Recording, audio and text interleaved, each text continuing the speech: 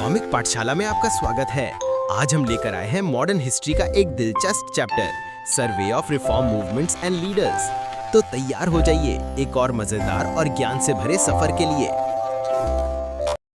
राजा राम मोहन रॉय 1792-1833 को modern India का architect और इंडियन रेनेसांस का फादर कहा जाता है। उनका जीवन और कार्य एक विजनरी रिफॉर्मर का था, जो सोसाइटी में रैशनल थॉट, ह्यूमन डिग्निटी और सोशल इक्वालिटी लाने के लिए कमिटेड थे। Ram Mohan Roy strongly believed in scientific thinking और मोनोथेइज्म, यानी एक ईश्वर के सिद्धांत में। उन्होंने गिफ्ट टू मोनोथेइस्ट्स 1809 लिखा और वेदास और उपनिषद्स का बंगाली में ट्रांसलेशन किया टू प्रूव कि हिंदू धर्म के प्राचीन ग्रंथ भी मोनोथेइज्म का ही सपोर्ट करते हैं।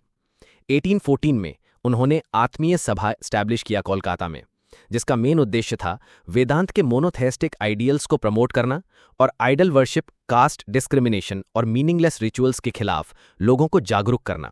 राम मोहन रॉय का मानना था कि वेदांत रीजन पर बेस्ड है, और अगर रीजन स्क्रिप्चर से अलग कुछ कहता है तो स्क्रिप्चर से भी अलग होना जस्टिफाइड है। रैशनलिज्म सिर्फ हिंदुइज्म तक सीमित नहीं था, उन्होंने क्रिश्चियनिटी और इस्लाम के अंदर भी ब्लाइंड फेथ के एलिमेंट्स को चैलेंज किया। प्रिसेप्ट्स ऑफ जीसस 2020 में उन्होंने जीसस के मोरल और फिलोसॉफिकल टीचिंग्स को हाईलाइट किया, लेकिन मिरेकल स्टोरीज को रिजेक्ट किया। इस अप्रोच के कारण मिशनरीज उनसे नाराज हो गए।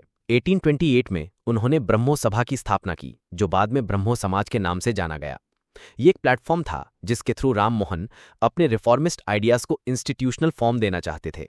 ब्रह्मो समाज का कोर बिलीफ था एक इटर्नल, अनसर्चेबल, इम्यूटेबल ईश्वर की वर्शिप, बिना किसी मूर्ति, पेंटिंग या इमेज के। यहाँ वर्शिप का फॉर्मेट था प्रेयर्स, मेडिटेशन और उपनिषद्स का पाठ। ब्रह्मो समाज का लॉन्ग टर्म एजेंडा था हिंदुइज्म को प्यूरिफाई करना और मोनोथेइज्म को स्प्रेड करना based on reason and ancient texts जैसे कि वेदास और उपनिषद्स। राम मोहन रॉय का कहना था कि वो एक नई रिलीजन स्टैब्लिश नहीं कर रहे, बल्कि हिंदुइज्म को उसके असली वैल्यूज के साथ रिफॉर्म करना चाहते हैं।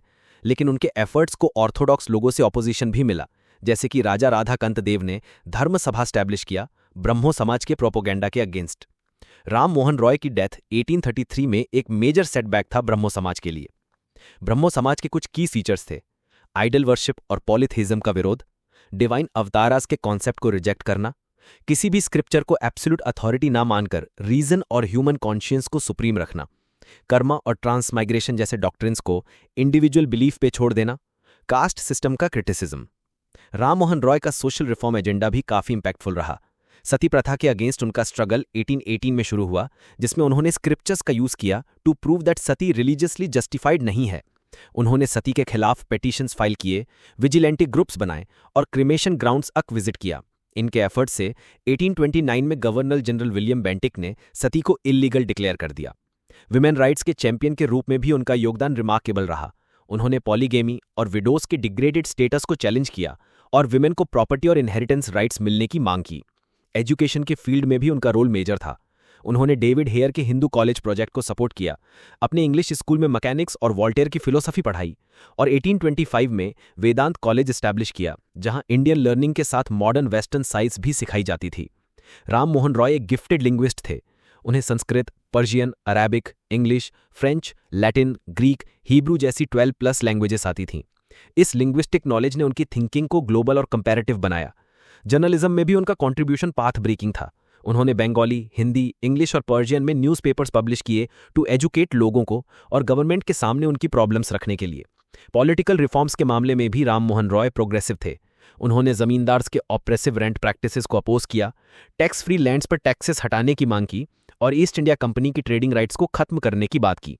वो चाहते थे कि इंडियन सिविल सर्विसेज में इंडियंस हों और जुडिशरी एग्जीक्यूटिव से अलग। वो यूरोपियंस और इंडियंस के बीच जुडिशियल इक्वालिटी की भी मांग करते थे। इंटरनेशनल लेवल पे भी राम मोहन रॉय एक विजनरी थे। उन्होंने नेपल्स और स्पेनिश अमेरिका के रेवोल्यूशंस को सपोर्ट किया, आयरलैंड में ब्रिटिश लैंडलॉर्ड्स के ऑपरेशन को कंडेम किया और ब्रिटिश पार्लियामेंट को वार्न किया कि अगर रिफॉर्म बिल पास नहीं हुआ तो इंडियंस ब्रिटिश एम्पायर छोड़ सकते हैं। उनके क्लोज एसोसिएट्स में डेविड हेयर, अलेक्जेंडर डफ, देवेंद्रनाथ टैगोर, पी.के. टैगोर, चंद्रशेखर देव और ताराचंद चक्रवर्ती जैसे लोग शामिल थे, जिनसे मिलकर उन्होंने मॉडर्न इंडिया की फाउंडेशन रखी।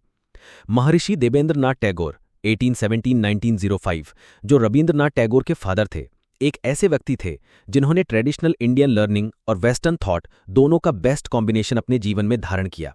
जब उन्होंने 1842 में ब्रह्मो समाज ज्वाइन किया तो उन्होंने इस मूवमेंट में एक नई जान डाल दी और थेस्ट मूवमेंट को एक डेफिनेट फॉर्म दिया। इससे पहले देवेंद्रनाथ तत्वबोधिनी सभा के लीडर थे, जो 1839 में बनी थी, जिसका एम था इंडिया के पास्ट का रैशनल आउटलुक के साथ स्टडी करना और राजा राम मोहन रॉय के आइडियाज को स्प्रेड करना। इनका ऑर्गन तत्वबोधिनी पत्रिका बंगाली में छपा जाता था और काफी प्रभावशाली था। जब तत्वबोधिनी सभा और ब्रह्मो समाज ने इनफॉर्मली एक दूसरे से एसोसिएशन किया, तब ब्रह्मो समाज में एक नई एनर्जी और स्ट्रांग मेंबरशिप का इन्फ्लक्स हुआ। ग्रेजुअली ब्रह्मो समाज में राम मोहन के फॉलोअर्स के अलावा डिरोजियंस और इंडिपेंडेंट थिंकर्स जैसे ईश्वर चंद्र विद्यासागर और अश्विनी कुमार दत्ता भी जुड़ गए। देवेंद्रनाथ ने हिंदुइज्म के अंदर रिफॉर्म लाने के लिए ब्रह्मो समाज को एक प्लेटफॉर्म बनाया और हिंदू धर्म के खिलाफ हो रहे मिशनरी क्रिटिसिज्म को भी स्ट्रांगली अपोज किया। इस रिवाइटलाइज्ड ब्रह्मो समाज ने women education, window remarriage, polygamy का अबॉलिशन, रायट्स की कंडीशन का इंप्रूवमेंट और अल्कोहल के खिलाफ टेम्परेंस मूवमेंट जैसे इश्यूज पर एक्टिवली काम किया। ब्रह्मो समाज को दूसरा बड़ा बूस्ट मिला जब केशव चंद्र सेन ने 1858 में समाज ज्वाइन किया और कुछ ही समय बाद देवेंद्रनाथ टैगोर ने उन्हें आचार्य बना दिया। केशव ने मूवमेंट को मास लेवल पे पॉपुलराइज किया और बंगाल के अलावा यूपी, पंजाब, बॉम्बे, मद्रास जैसे अलग अलग रीजन्स में ब्रह्मो समाज के ब्रांचेस खोल दिए। लेकिन केशव के कुछ रेडिकल आइडियाज, जैसे कि सभी धर्म के टीचिंग्स को समाज के मीटिंग्स में इंक्लूड करना, कास्ट सिस्टम का ओपन ऑपोजिशन और इंटरकास्ट मैरिज का सपोर्ट, देवेंद्रनाथ को एक्सेप्टेबल नहीं लगा।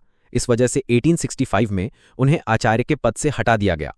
इसके बाद केशव ने अपने फॉलोअर्स के साथ ब्रह्मो समाज ऑफ इंडिया बनाया 1866 में, जबकि देवेंद्रनाथ का समाज अब आदि ब्रह्मो समाज के नाम से जाना गया।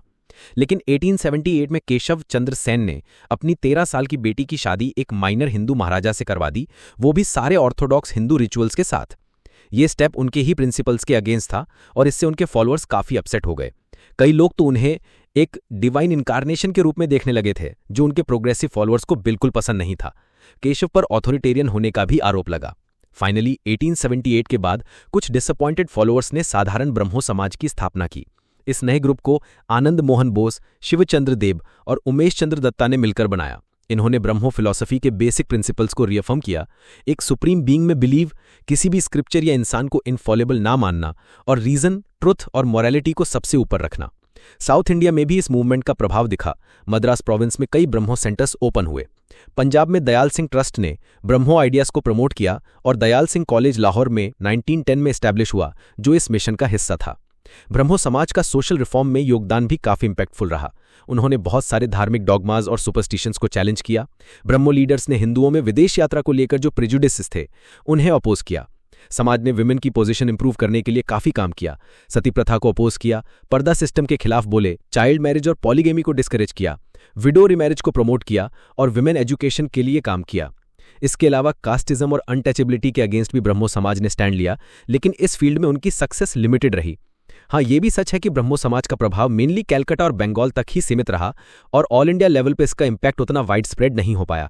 लेकिन जो ग्राउंड वर्क इन्होंने रिफॉर्म और रैशनल थॉट के लिए तैयार किया, उसका long term contribution Indian society के लिए काफी वैल्यूएबल रहा। 1867 में केशव चंद्र सेन ने बॉम्बे में आत्माराम पांडुरंग की मदद से प्रार्थना समाज की स्थापना की। इससे पहले महाराष्ट्र में ब्रह्मो समाज के आइडियाज काफी हद तक स्प्रेड हो चुके थे।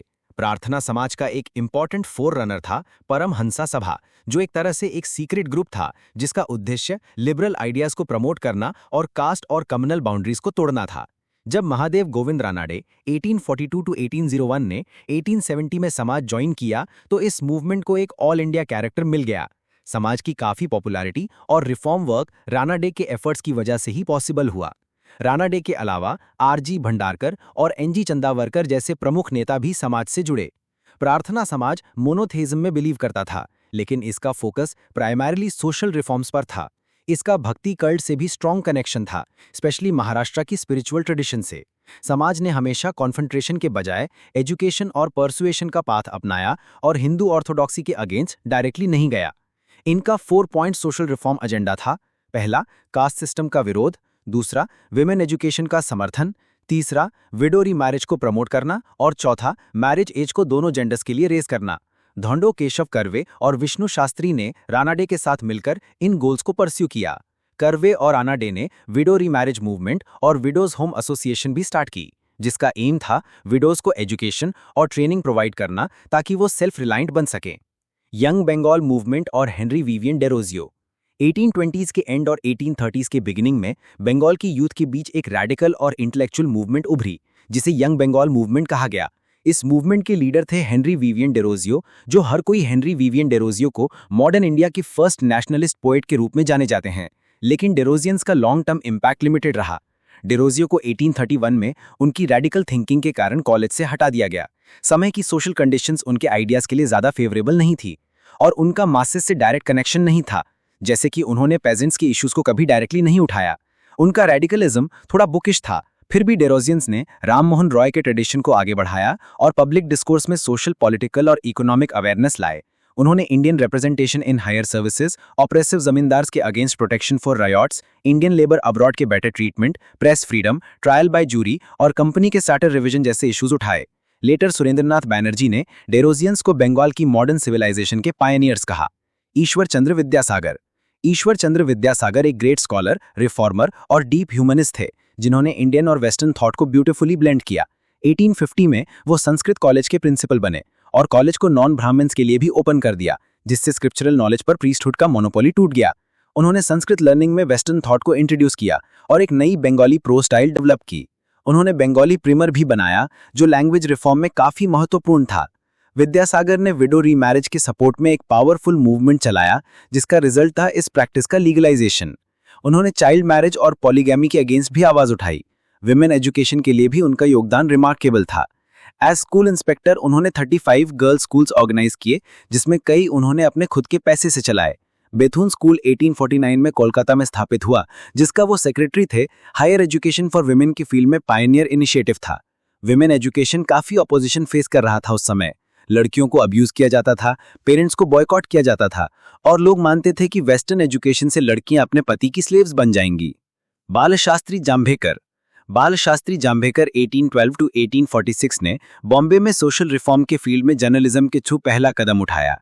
उन्होंने दर्पण न्यूज़पेपर 1832 में स्टार्ट किया, जिसमें उन्होंने ब्राह्मणिकल ऑर्थोडॉक्सी को चैलेंज किया और विडो रीमैरिज जैसे रिफॉर्म्स को प्रमोट किया। इस वजह से उन्हें फादर ऑफ मराठी जर्नलिज्म कहा जाता है। 1840 में उन्होंने दिग्दर्शन मैगजीन भी स्टार्ट की, जिसमें साइंटिफिक और हिस्टोरिकल टॉपिक्स कवर किए गए थे। बालशास्त्री जाम्भेकर ने बॉम्बे नेटिव लाइब्रेरी की स्थापना की और नेटिव इंप्रूवमेंट सोसाइटी स्टार्ट की, जिसका एक ऑफशूट था students literary and scientific library. Jambhekar Elphinstone college के पहले हिंदी प्रोफेसर भी थे और कोलाबा ऑब्जर्वेटरी के डायरेक्टर भी।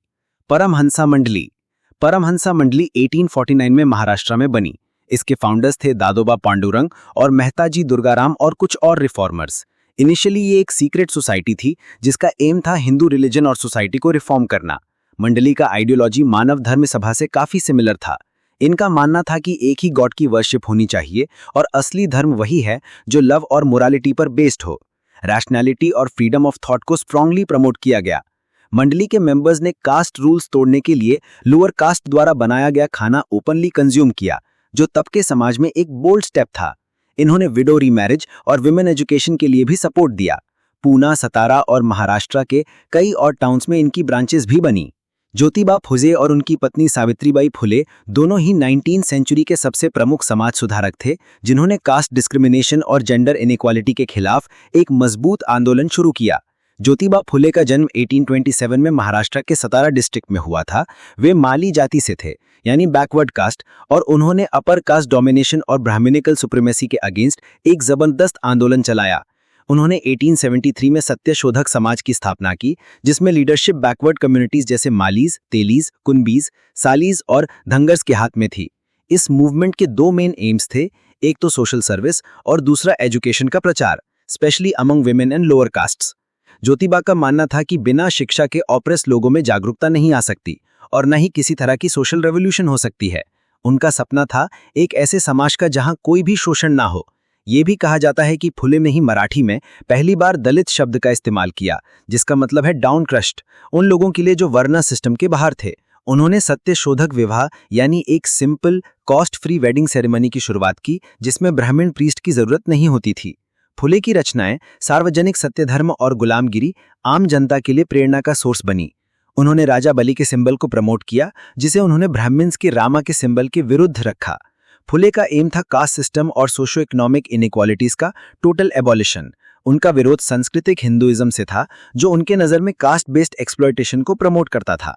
उनको महात्मा का टाइटल 1888 में विठल राव कृष्णजी वांडेकर ने दिया था। ज्योतिबा फुले को भी स्कूल छोड़ना पड़ा था उनके कास्ट के कारण, लेकिन बाद में गफ्फार बैग मुंशी और एक ब्रिटिश ऑफिसर लिजिट साहब के सपोर्ट से उन्हें एक स्कॉटिश मिशनरी स्कूल में एडमिशन मिल गया। इसी समय उनकी पत्नी सावित्रीबाई फुले, जो कि 1831 में सतारा के नायगांव में पैदा हुई थी, उनके साथ मिलकर भारत की पहली महिला शिक्षिका बनी। जब सावित्रीबाई स्कूल जाने के लिए सड़क पर चला करती थीं, तो लोग उन पर कीचड़ फेंकते थे और उन्हें गालियां देते थे, लेकिन उन्होंने कभी हिम्मत नहीं हारी। ज्योतिबा ने उन्हें घर पर ही पढ़ाया और बाद में उन्होंने टीचर्स ट्रेनिंग कोर्स भी कंप्लीट किया। दोनों ने मिलकर पुणे में लड़कियों के लिए पहला स्कूल शुरू किया, जिसका सिलेबस था मैथ्स, साइंस और सोशल स्टडीज। सावित्रीबाई ने बैकवर्ड कास्ट के बच्चों जैसे मांग और महार को भी पढ़ाना शुरू किया। उन्होंने नेटिव फीमेल स्कूल और society for promoting the education of Mahars, Mangs and others जैसे एजुकेशनल ट्रस्ट्स एस्टैब्लिश किए। लेकिन उनकी एक्टिविज्म सिर्फ एजुकेशन तक सीमित नहीं रही। उन्होंने महिला सेवा मंडल की स्थापना की, जिसका उद्देश्य था महिलाओं के अधिकारों के प्रति जागरूकता लाना। उन्होंने विडोज के खिलाफ हो रहे अत्याचारों के विरोध में काफी काम किया और विडो रीमैरिज को सपोर्ट किया। सावित्रीबाई ने बार्बर स्ट्राइक भी ऑर्गेनाइज की थी, ताकि विडोज के सिर मुंडवाने के क्रूअल प्रैक्टिस को खत्म किया जा सके। 1863 में उन्होंने और ज्योतिबा ने बाल हत्या प्रतिबंधक गृह की स्थापना की, जहां अनमैरिड प्रेग्नेंट महिलाएं और विडोज अपने बच्चों को सेफली जन्म दे सकती थीं, बिना किसी सोशल प्रेशर के। अनटचेबिलिटी के खिलाफ भी दोनों ने काम किया। उन्होंने अपने घर के वाटर टैंक को सबके लिए ओपन कर दिया। ज्योतिबा के निधन के बाद सावित्रीबाई ने सत्यशोधक समाज की जिम्मेदारी संभाली और प्लेग के समय पेशेंट्स की सेवा करते हुए उन्हें भी प्लेग हो गया और 1897 में उनकी मृत्यु हो गई। उन्होंने काव्य फुले और बावन काशी सुबोध रत्नाकर जैसे कविता संग्रह भी लिखे। 2014 में उनके सम्मान में पुणे यूनिवर्सिटी का नाम बदलकर सावित्रीबाई फुले पुणे यूनिवर्सिटी कर दिया गया। इसी समय एक और सोशल रिफॉर्मर गोपाल बाबा वालांकर भी महाराष्ट्र में दलित मूवमेंट के पायनियर बनकर उभरे। 1840 के आसपास जन्मे गोपाल कृष्णन महार कास्ट से बिलोंग करते थे और उन्होंने ब्रिटिश आर्मी में सर्विस की थी। रिटायरमेंट के बाद उन्होंने फुले के विचारों से प्रभावित होकर दलित अपलिफ्टमेंट के लिए काम शुरू किया। उनका मानना था कि ब्राह्मण लोग आर्यन इन्वेडर्स थे और जिन्होंने जाति सिस्टम बनाया था असली यानी अनार्यन लोगों को कंट्रोल करने के लिए। वालांकर ने अनार्य दोष परिहार मंडली की स्थापना की और ब्रिटिश सरकार के महार आर्मी रिक्रूटमेंट बंद करने की पॉलिसी के खिलाफ आवाज उठाई। उन्होंने विताल विध्वंसक यानी डिस्ट्रॉयर ऑफ ब्राह्मणिकम पोल्यूशन नाम का एक जर्नल शुरू किया और बाद में एक पैम्पलेट वितल विध्वंसन लिखा, जिसमें उन्होंने अनटचेबिलिटी के अगेंस्ट प्रभावित तरीके से लिखा। उन्होंने मराठी जर्नल्स जैसे सुधारक और दीनबंधु में भी लिखा। वालांकर ने डायरेक्ट अटैक नहीं किया हाई कास्ट पर, बल्कि एक इमोशनल अपील की ताकि उनका एटीट्यूड चेंज हो। जब उन्हें महाड़ के तालुक बोर्ड का मेंबर बनाया गया तो अपर कास्ट लोगों ने खुला विरोध किया, परंतु उस समय के एक प्रमुख दलित थिंकर होने के नाते उनका योगदान दलित चेतना के लिए आज भी अविस्मरणीय है। किसान फागूजी बंसोद एक प्रोग्रेसिव थिंकर थे जो महाराष्ट्र के नागपुर के पास मोहपा गांव के महार परिवार में पैदा हुए। उनका मेन फोकस था दलित बॉयज और गर्ल्स की एजुकेशन। इस विजन को पूरा करने के लिए उन्होंने चोखा मेला गर्ल्स स्कूल नागपुर में एस्टैब्लिश की। 1910 में अपना खुद का प्रिंटिंग प्रेस शुरू करके उन्होंने निराश्रित हिंद नागरिक, विटल विध्वंसक और मजूर पत्रिका जैसे जर्नल्स पब्लिश किए, जो ऑप्रेस्ड कम्युनिटीज़ की वॉइस बन गए। 1920 में वो all India depressed classes conference के सेक्रेटरी भी बने। भक्ति मूवमेंट और ब्रह्मो समाज प्रार्थना समाज से प्रभावित होकर बंसोद ने हिंदू धर्म के अंदर ही रिफॉर्म्स का सपोर्ट किया। उन्होंने माना कि दलित्स की स्लेवरी आर्यन इन्वेजन के कारण हुई, लेकिन हिंदुइज्म के अंदर सुधार लाकर दलित्स का अपलिफ्टमेंट पॉसिबल है। महर्षि विठल रामजी शिंदे 1873 टू 1944 कर्नाटक में पैदा हुए एक लिबरल मराठी परिवार से बिलोंग करते थे। तुकाराम, एकनाथ और रामदास जैसे सेंट्स की स्पिरिचुअल टीचिंग्स उनकी इंस्पिरेशन बने। वो प्रार्थना समाज के सदस्य बने और अनटचेबिलिटी के खिलाफ एक्टिवली काम किया। 1905 में पुणे में उन्होंने दलित बच्चों के लिए नाइट स्कूल स्टार्ट किया और 1906 में बॉम्बे में द डिप्रेस्ड क्लासेस मिशन की स्थापना की, जिसका एम था अनटचेबिलिटी हटाना, एजुकेशन देना और दलित इश्यूज को एड्रेस करना। 1919 में साउथ बरो फ्रेंचाइज कमेटी के सामने उन्होंने दलित रिप्रेजेंटेशन की डिमांड रखी। जब कुछ लोगों ने मिशन को सिर्फ अपने जाति के लोगों से चलाने की बात की तो शिंदे ने रेजिग्नेशन दे दिया, लेकिन अपना काम जारी रखा। उनका विश्वास था कि दलित्स और कास्ट हिंदूज को एक साथ मिलकर ब्रिटिश के डिवाइड एंड रूल पॉलिसी के खिलाफ खड़ा होना चाहिए। वो caste system, idol worship, unnecessary rituals और हेरिडेटरी प्रीस्टहुड के स्ट्रॉन्ग क्रिटिक थे। सिविल डिसोबीडियंस मूवमेंट में भी उन्होंने हिस्सा लिया और यरवदा जेल में बंद रहे। उनका लिखा भारतीय अस्पृश्यताचा प्रश्न एक इम्पॉर्टेंट टेक्स्ट माना जाता है। गोपाल हरि देशमुख यानी लोकहितवादी 1823 टू 1892 एक रैशनलिस्ट थिंकर और जज थे जो महाराष्ट्र से थे। अपने आर्टिकल्स के थ्रू जो वो प्रभाकर वीकली में लिखते थे, उन्होंने कास्ट सिस्टम और हिंदू ऑर्थोडॉक्सी पर प्रहार किया। उनका कहना था कि अगर धर्म समाज सुधार की इजाज़त नहीं देता है तो धर्म को ही बदल दो। उन्होंने हितेच्छु वीकली शुरू किया और ज्ञान प्रकाश, इंदु प्रकाश और लोकहितवादी जैसे जर्नल्स की स्थापना में मदद की। वो ह्यूमैनिज्म और सेक्युलर वैल्यूज के स्ट्रॉन्ग सपोर्टर थे। गोपाल गणेश आगरकर 1856 टू 1895 भी महाराष्ट्र के एक प्रगतिशील एजुकेशनिस्ट और रिफॉर्मर थे। उनका फोकस था लॉजिकल रीजनिंग और ब्लाइंड ट्रेडिशन के अगेंस्ट स्टैंड लेना। वो new English school, Deccan education society और फर्ग्यूसन कॉलेज के को-फाउंडर थे, जहां वो प्रिंसिपल भी रहे। शुरुआत में वो तिलक के जर्नल केसरी के फर्स्ट एडिटर रहे, लेकिन बाद में उन्होंने सुधारक नाम से अपना पीरियोडिकल निकाला, जिसमें वो अनटचेबिलिटी और कास्ट डिस्क्रिमिनेशन के खिलाफ लिखते थे। Gopal Krishna Gokhale 1866 to 1915 Indian National Congress के एक लिबरल नेता थे, जिन्होंने 1905 में सर्वेंट्स ऑफ इंडिया सोसाइटी की स्थापना एमजी रानडे की मदद से की। सोसाइटी का एम था इंडिया के लिए सेल्फलेस ट्रेंड सोशल वर्कर्स का एक काडर तैयार करना, जो कॉन्स्टिट्यूशनल मेथड से देश की सेवा करें। 1911 में सोसाइटी ने हितवादा न्यूज़पेपर शुरू किया। ये ऑर्गेनाइजेशन पॉलिटिकल एक्टिविटीज से अलग रही और कांग्रेस जैसे प्लेटफॉर्म्स से दूर रही। गोखले के बाद श्रीनिवास शास्त्री ने इसका नेतृत्व संभाला। आज भी सोसाइटी कुछ जगहों पर शिक्षा और ट्राइबल गर्ल्स के लिए आश्रम स्टाइल स्कूल्स और बालवाड़ीज के थ्रू काम कर रही है। सोशल सर्विस लीग की स्थापना नारायण मल्हार जोशी ने बॉम्बे में की, जो गोखले के फॉलोअर थे। उनका मेन फोकस था वर्किंग क्लास और पूर लोगों की जीवन की क्वालिटी इंप्रूव करना। इस मिशन के under schools, libraries, day nurseries, cooperative societies और लीगल एड सेंटर्स एस्टैब्लिश किए गए। स्लम ड्वेलर्स के लिए एक्सकर्जन्स, थिएटर शोज, मेडिकल रिलीफ, जिम्नेजियम्स और स्काउट कोर्प्स जैसे प्रोग्राम्स भी चलाए गए। जोशी ने ही 1920 में all India trade union Congress की भी स्थापना की थी। द रामकृष्ण मूवमेंट का ओरिजिन हुआ बंगाल के एक छोटे से प्रीस्ट रामकृष्ण परमहंस से, जो कलकत्ता के पास दक्षिणेश्वर के काली मंदिर में पुजारी थे। उनका असली नाम गदाधर चट्टोपाध्याय था। रामकृष्ण जी का जीवन डीप स्पिरिचुअल एक्सपीरियंसेस से भरा हुआ था। वो छोटी उम्र से ही ट्रांस और भक्ति में छूट जाते थे। उन्होंने कभी कोई किताब नहीं लिखी, लेकिन उनकी डे टू डे लाइफ और कॉन्वर्सेशंस में छिपी विजडम लोगों को डीपली इंस्पायर करती थी। उनके संदेश में पैराबल्स और मेटाफोर्स का इस्तेमाल होता था, ड्रॉन फ्रॉम ऑर्डिनरी लाइफ। उन्होंने बताया कि सब धर्मों का मूल एक ही है, चाहे वो कृष्ण हो, राम हो, क्राइस्ट हो या अल्लाह, सब एक ही परमात्मा के रूप हैं। उनका फेमस कोट था, as many faiths so many paths. उन्होंने कहा कि मानव सेवा ही ईश्वर की सेवा है, और इस मैसेज को आगे बढ़ाने के लिए उन्होंने एक स्पिरिचुअल कम्युनिटी बनाई, रामकृष्ण मठ, जिसमें कुछ डेडिकेटेड यंग डिसाइपल्स को शामिल किया गया, जो पूरे देश में वेदांत का मैसेज फैलाएंगे। रामकृष्ण जी की पत्नी शारदा देवी, जिनको सब होरी मदर कहते थे, उन्होंने भी रामकृष्ण मठ की काम में बड़ा योगदान दिया। उनके सबसे प्रमुख शिष्य स्वामी विवेकानंद, ओरिजिनल नेम नरेंद्रनाथ दत्ता, ने उनके मैसेज को मॉडर्न इंडिया की नीड्स के साथ इंटीग्रेट किया। विवेकानंद जी ने वेदांत फिलॉसफी को एक रैशनल और साइंटिफिक सिस्टम माना। उनका गोल था स्पिरिचुअलिटी और प्रैक्टिकल लाइफ के बीच एक ब्रिज क्रिएट करना, परमार्थ और व्यवहार को जोड़ना। उन्होंने कहा कि नॉलेज बिना एक्शन बेकार है और रिलीजन का यूज गरीबों के ऑपरेशन के लिए नहीं होना चाहिए। स्वामी विवेकानंद बिलीव्ड कि देश के लोगों को दो तरह की नॉलेज की ज़रूरत है, सेक्युलर नॉलेज ताकि वो अपना इकोनॉमिक अपलिफ्ट कर सकें, और स्पिरिचुअल नॉलेज जिससे वो अपने ऊपर फेथ डेवलप कर सकें। उन्होंने इंडिया के यूथ को कॉल दिया कि वो लिबर्टी, इक्वालिटी और फ्री थिंकिंग को अपनाएं और अपने ग्लोरियस पास्ट पर प्राइड लें।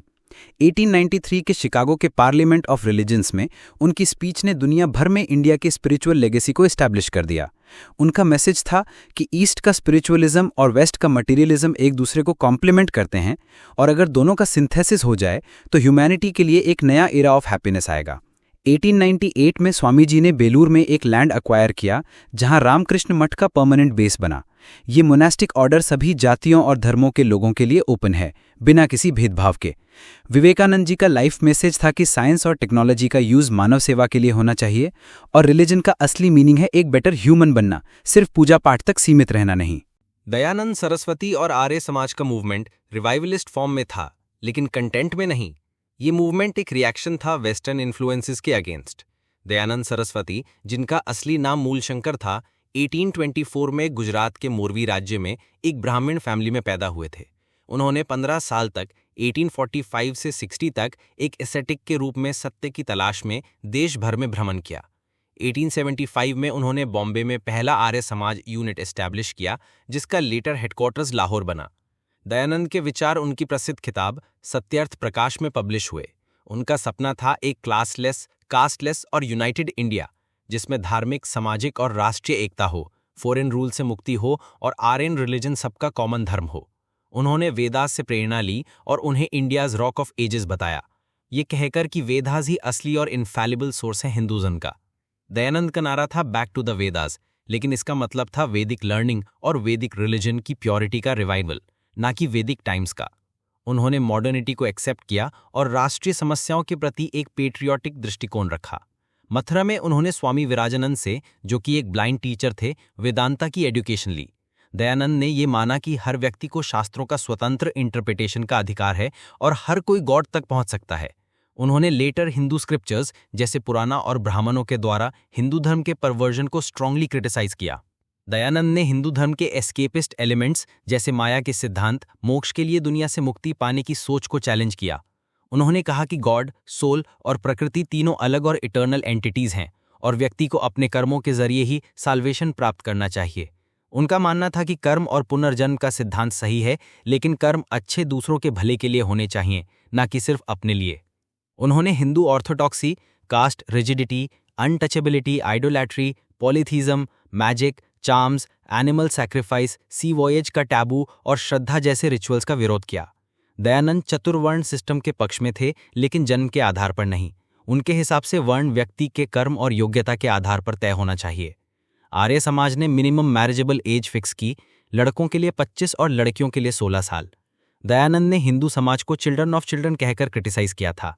आर्य समाज के 10 गाइडिंग प्रिंसिपल्स में गॉड को सब ज्ञान का सोर्स माना गया, धर्म और सच्चाई को जीवन का मूल मंत्र बनाया गया और सामाजिक सुधार, प्रेम, न्याय और सबके अपलिफ्टमेंट पर जोर दिया गया। आर्य समाज के सोशल आइडियल्स में fatherhood of God, brotherhood of man, gender equality और इंटरकास्ट मैरिजेस जैसे कॉन्सेप्ट्स थे। उन्होंने विडो रीमैरिज को भी प्रमोट किया। दयानंद समकालीन रिफॉर्मर्स जैसे केशव चंद्र सेन, ईश्वर चंद्र विद्यासागर, राणा डे और देशमुख से भी मुलाकात की।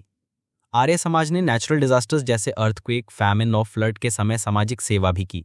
एजुकेशन में भी इसका योगदान महत्वपूर्ण था। दयानंद एंग्लो वैदिक कॉलेज DAV 1886 में लाहौर में एस्टैब्लिश हुआ, लेकिन बाद में आर्य समाज में एजुकेशन को लेकर एक बड़ा कंट्रोवर्सी हुआ। 2 ग्रुप बन गए, कॉलेज पार्टी जिसमें लाला लाजपत राय, लाला हंसराज जैसे लीडर्स थे, और दूसरा महात्मा पार्टी या गुरुकुल पार्टी जिसे गुरुदत्त विद्यार्थी और मुंशी राम, जो कि बाद में स्वामी श्रद्धानंद बने, वो लीड कर रहे थे। कॉलेज पार्टी गवर्नमेंट करिकुलम और इंग्लिश एजुकेशन को सपोर्ट करती थी, जबकि महात्मा पार्टी वैदिक स्टडीज और संस्कृत में एजुकेशन देने के पक्ष में थी, जैसे कि पुराने गुरुकुलों में होता था। आगे बाद में वेजिटेरियनिज्म को लेकर भी दोनों ग्रुप में मतभेद हुआ। आखिरकार 1893 में आर्य समाज 2 भागों में स्प्लिट हो गया। कॉलेज पार्टी ने DAV स्कूल्स और कॉलेजेस का कंट्रोल रखा, जबकि आर्य प्रतिनिधि सभा पंजाब और अधिकांश आर्य समाज ब्रांचेस महात्मा पार्टी के पास चली गई। स्वामी श्रद्धानंद ने 1900 में गुजरानावाला में एक गुरुकुल शुरू किया, जो कि 1902 में कांगरी यानी हरिद्वार के पास है, वहां शिफ्ट हो गया। गुरुकुल कांगरी एक इंडिजिनस ऑल्टरनेटिव था मैकॉले के एजुकेशन मॉडल का, जहां वैदिक लिटरेचर, इंडियन फिलॉसफी और मॉडर्न साइंसेस सब पर फोकस किया जाता था। गुरुकुल ने सोशल रिफॉर्म में भी कंट्रीब्यूट किया। जलंधर में कन्या महाविद्यालय 1896 में स्टार्ट किया गया और विडोज के लिए एजुकेशन प्रमोट की गई। आर्य समाज ने हिंदू सोसाइटी को सेल्फ रिस्पेक्ट और सेल्फ कॉन्फिडेंस दिया, जिससे वाइट सुपीरियॉरिटी और वेस्टर्न कल्चर के मिथ को चैलेंज किया जा सका। लेकिन क्रिश्चियनिटी और इस्लाम के इन्फ्लुएंस से बचाने के लिए जब शुद्धि मूवमेंट स्टार्ट हुआ, जिसमें कन्वर्टेड लोगों को हिंदू धर्म में वापस लाया जाता था, तो कम्युनल टेंशन्स बढ़ने लगे। 1920s में शुद्धि मूवमेंट काफ़ी एग्रेसिव हो गया, जिसने कम्युनल कॉन्शियसनेस को पॉलिटिकल डायरेक्शन देना भी स्टार्ट किया। शुद्धि मूवमेंट का एक एस्पेक्ट ये भी था कि उन लोगों को जो हिंदू कास्ट सिस्टम के बाहर थे, उन्हें भी प्योर कास्ट हिंदूज बनाने का प्रयास किया गया। अर्ली 20th सेंचुरी इंडिया में कई सारे सोशल रिफॉर्म मूवमेंट शुरू हुए, जो सोसाइटी को मॉडर्न और जस्ट बनाने की कोशिश कर रहे थे। इनमें से कुछ मूवमेंट्स विमेन के राइट्स, कास्ट डिस्क्रिमिनेशन और रिलीजियस ऑर्थोडॉक्सी के अगेंस्ट थे। सेवा सदन 1908 में बहराम जी मलाबारी ने अपने दोस्त दीवान दयाराम गेदुमाल के साथ मिलकर स्टार्ट किया। मलाबारी ने चाइल्ड मैरिज और विडो रीमैरिज के खिलाफ आवाज उठाई और उन्हीं की एफर्ट से age of consent act pass हुआ, जिसमें फीमेल्स के मैरिज कंसेंट एज को रेगुलेट किया गया। सेवा सदन उन विमेन का शेल्टर था जिनको सोसाइटी ने एक्सप्लॉइट करके डिस्कार्ड कर दिया था। ये ऑर्गेनाइजेशन सभी कास्ट के डेस्टिट्यूट औरत को एजुकेशन, मेडिकल हेल्प और वेलफेयर सर्विसेज प्रोवाइड करती थी। मलाबारी इंडियन स्पेक्टेटर के एडिटर भी थे। देव समाज 1887 में लाहौर में शिव नारायण अग्निहोत्री ने एस्टैब्लिश किया, जो पहले ब्राह्मो समाज के फॉलोअर थे। ये सोसाइटी रिलीजियस और सोशल रिफॉर्म दोनों में बिलीव करती थी। सोल की इटर्निटी, गुरु की सुपरमेसी और गुड कर्मा पर जोर दिया गया।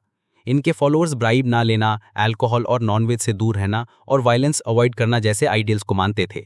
इनकी टीचिंग्स देव शास्त्र में लिखी गई। अग्निहोत्री ने भी चाइल्ड मैरिज के खिलाफ बोला। धर्म सभा 1830 में राधाकांत देव ने बनाई थी। ये एक ऑर्थोडॉक्स हिंदू सोसाइटी थी जो सोशल रिफॉर्म्स जैसे सती एबॉलिशन के खिलाफ थी, लेकिन western education even for girls को प्रमोट करती थी। भारत धर्म महामंडला 1902 में फॉर्म हुआ था, जब कुछ अलग अलग ऑर्थोडॉक्स हिंदू ऑर्गेनाइजेशंस जैसे सनातन धर्म सभा 1895, धर्म महापरिषद साउथ इंडिया और धर्म महामंडली बंगाल ने मिलकर एक यूनाइटेड बॉडी बनाई थी। इनका एम था हिंदू रिलीजियस इंस्टीट्यूशंस का प्रॉपर मैनेजमेंट और हिंदू एजुकेशनल इंस्टीट्यूशंस का डेवलपमेंट। मदन मोहन मालवीय इस मूवमेंट के प्रोमिनेंट लीडर थे।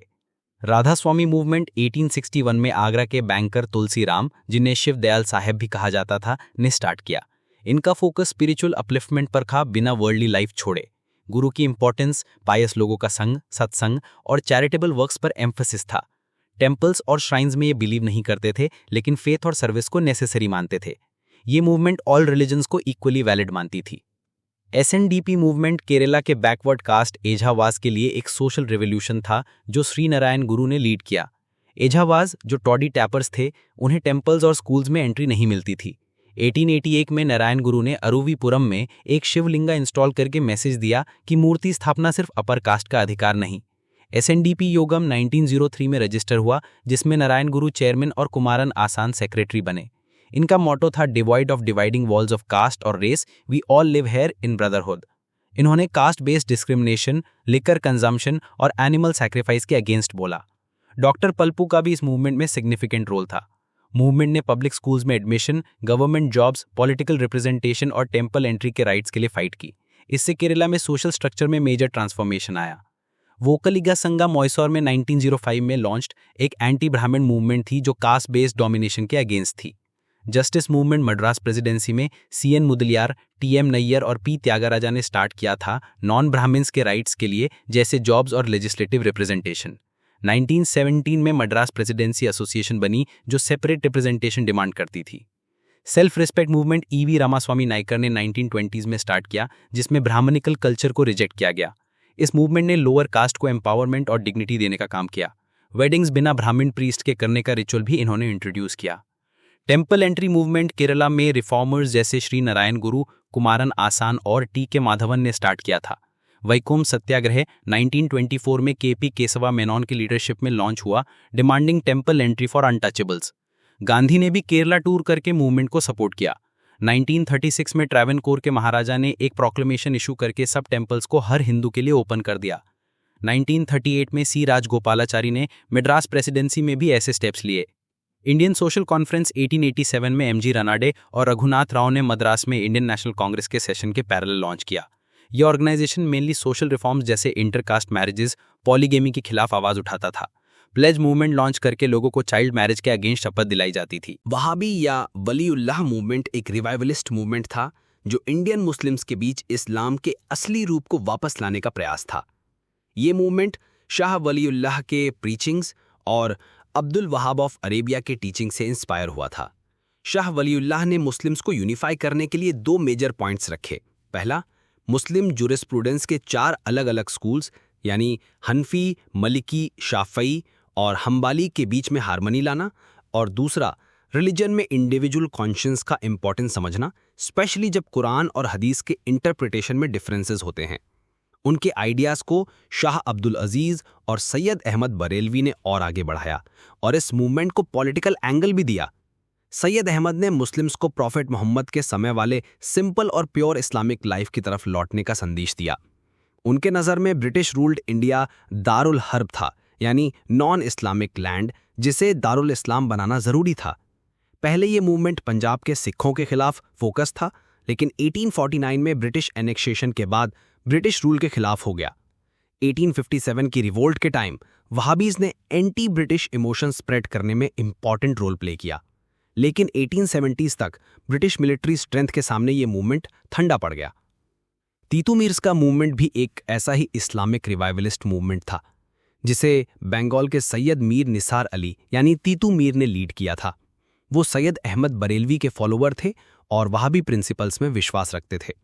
उन्होंने बंगाल के मुस्लिम पीजेंट्स को हिंदू जमींदार्स और ब्रिटिश इंडिगो प्लांटर्स के खिलाफ ऑर्गेनाइज किया।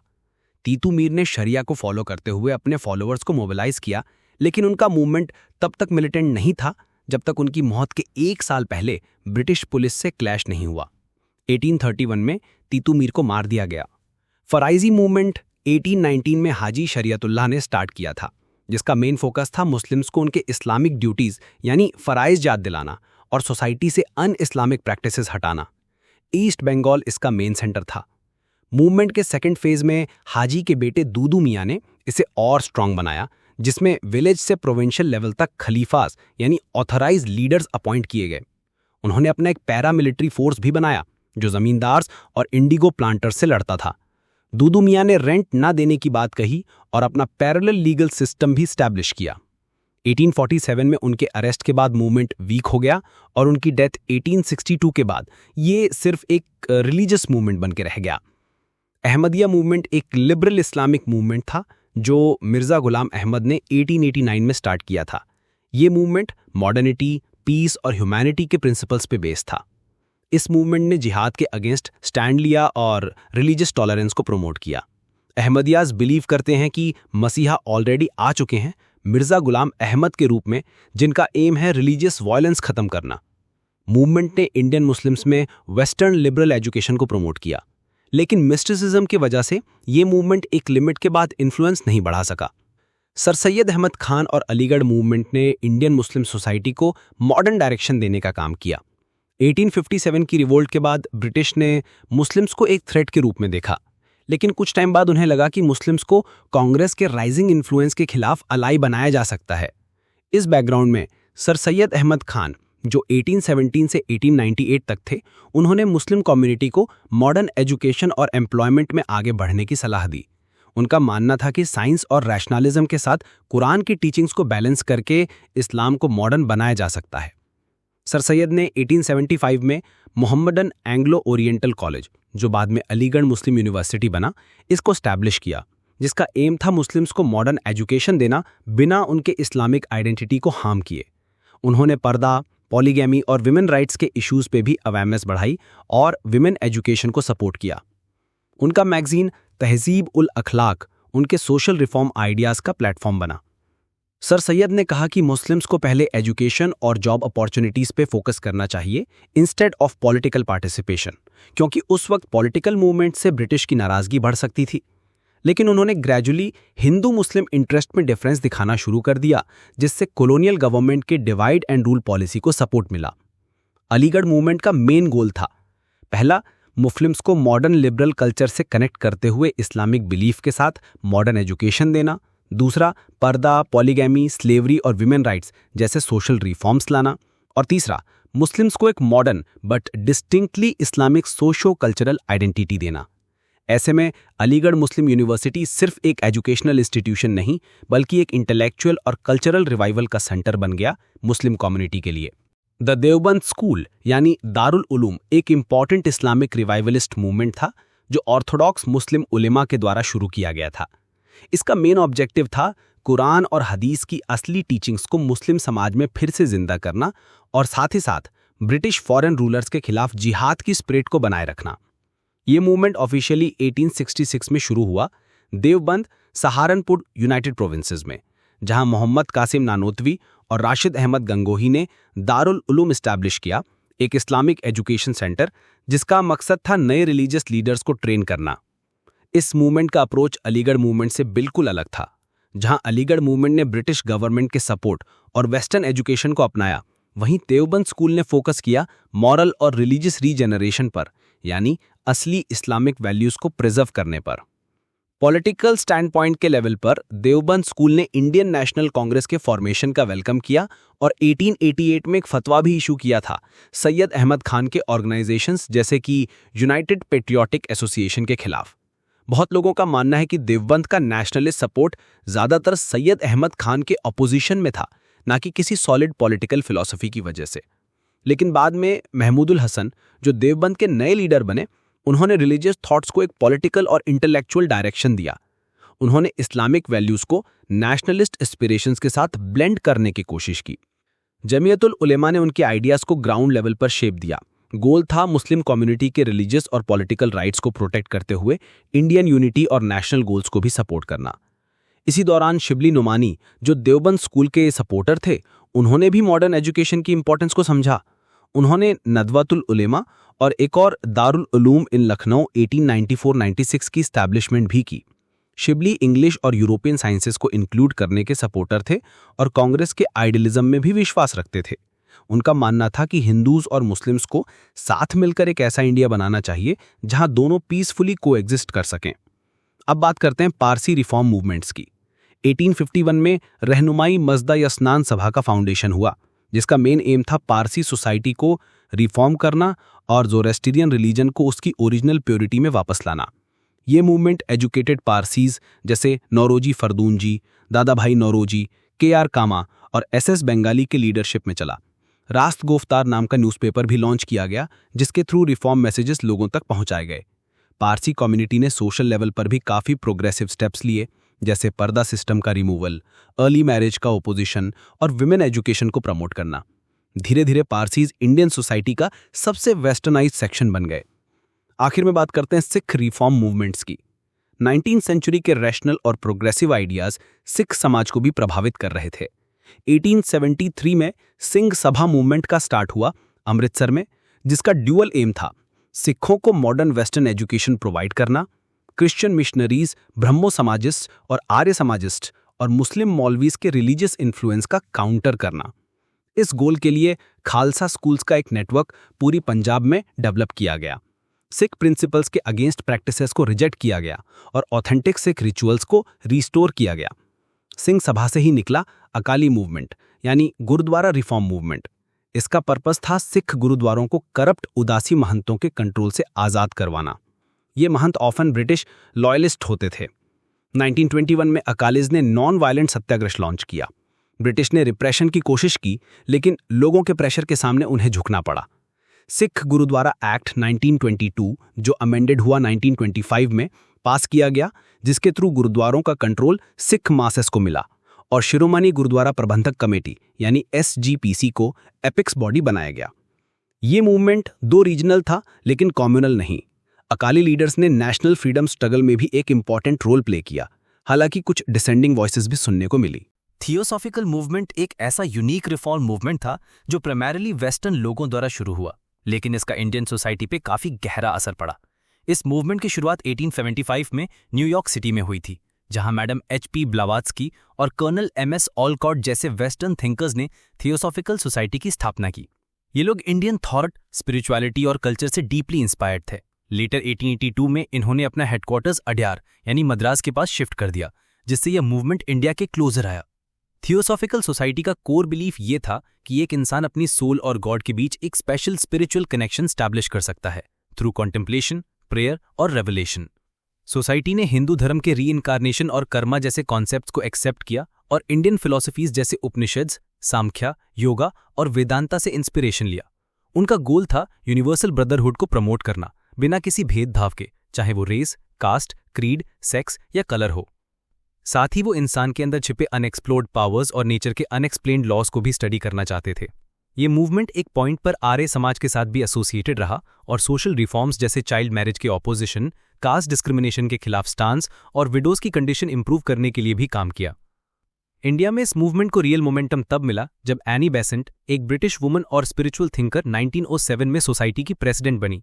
एनी बेसेंट ने 1893 में इंडिया आकर सेंट्रल हिंदू कॉलेज बनारस में स्टैब्लिश किया, जहां हिंदू धर्म और वेस्टर्न साइंस दोनों सिखाई जाती थी।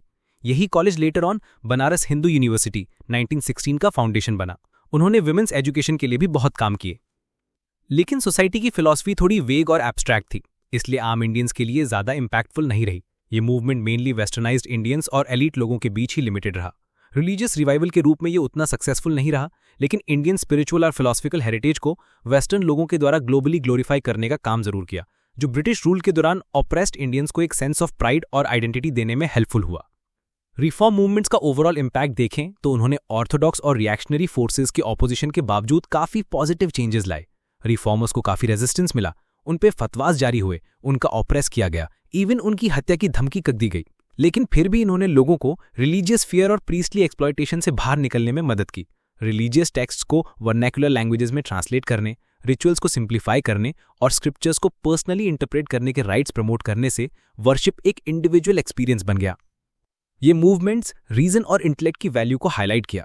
उन्होंने ट्रेडिशंस के करप्ट एस्पेक्ट्स को टारगेट करके एक कल्चरल कॉन्फिडेंस दिया, स्पेशली राइजिंग मिडिल क्लास को, जो ब्रिटिश कॉन्क्वेस्ट की ह्यूमिलिएशन से गुजरते आ रहे थे।